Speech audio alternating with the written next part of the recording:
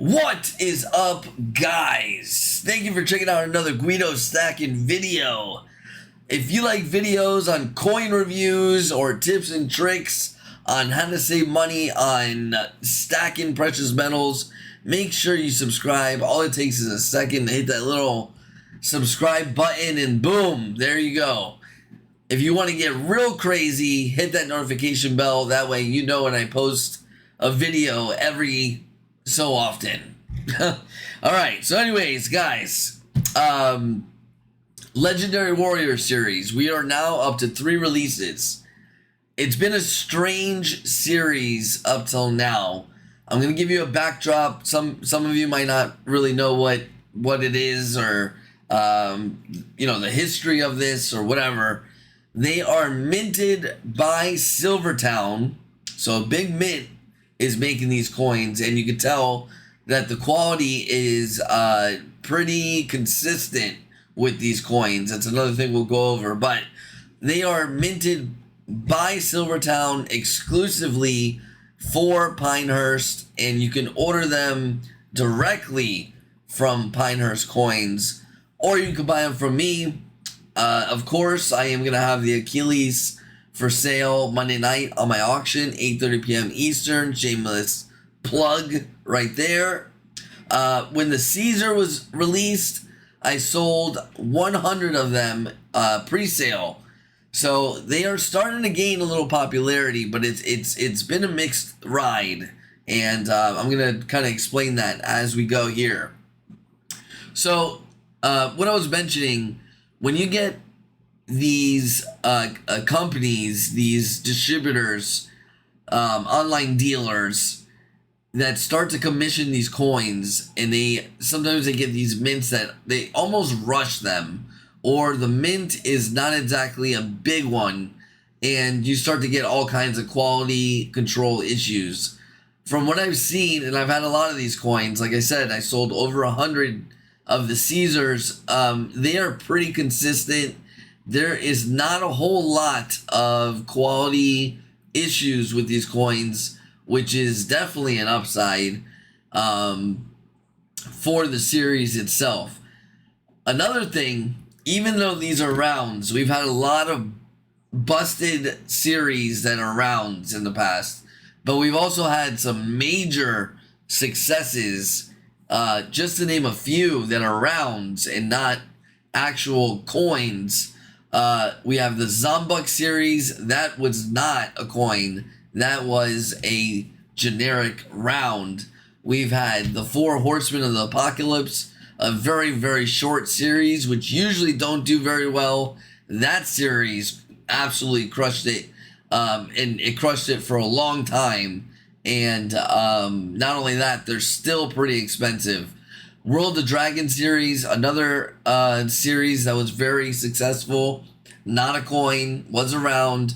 I believe it was 7 coins in the series, and another 7 of the copper versions in between. So there's potential in rounds.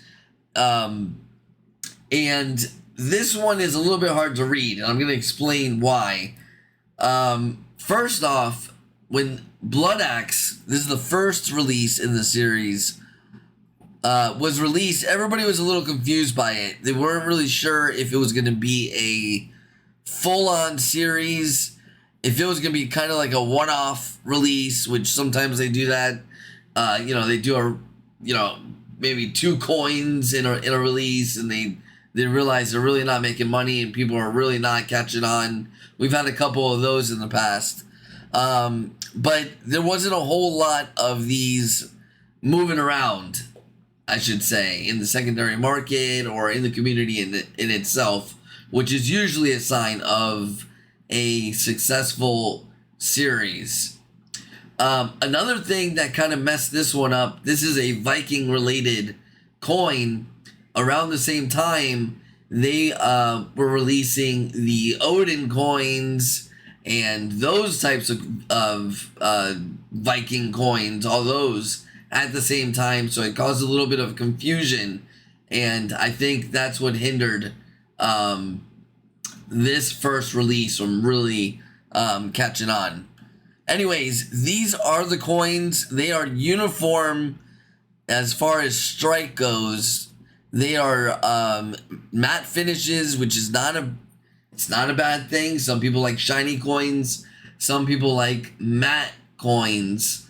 It could be that SilverTowne decided that the details looked better with that matte finish rather than putting a proof or a shiny, lustrous finish on these coins. They are reeded edges. The reverse is the same on all of them. And believe it or not, the reverse has gotten a lot of praise. People really like this reverse on these rounds. I keep saying coins. On these rounds. And it is pretty neat.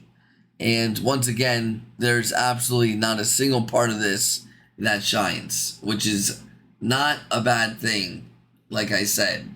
That doesn't hinder the value, doesn't hinder the chances of them going up in price or anything like that. So that is the first release. And then, strangely, in my opinion, they release Cesar. Obviously, I'm Italian, and of course I'm going to buy this round to keep because of my heritage. But it is strange because compared to Eric Bloodax and Achillies, Julius Caesar doesn't really seem to fit with those two. He was more of a tactician, and when I think of Julius Caesar, I think of him more of an emperor / conqueror, more than him going in the battlefield and just, you know, massacring the opposition. So a little bit different, in my opinion. Regardless, pretty cool. I do like the fact that they put the iconic Roman design sword. That was a nice little touch. They could have just put him there standing there because, like I said, I don't really see him as a warrior. But same deal. Nothing shiny, matte finish, and a little bit of details on the armor itself and things like that. They're well-made coins, guys. They are very well-made, and they are very consistent with the reading. I don't see a whole lot of flaws. I've gone through a lot of these coins and have not seen a lot of flaws at all throughout this series. Now, they finally changed. I think they're going to start to get a little more aggressive. And I think this round is going to be the one this is the make or break, in my opinion. The Achilles is going to be the make or break for the series. The reason being is now, I don't know if you've realized, the other two rounds, they were designed with the guys just kind of standing there holding a weapon.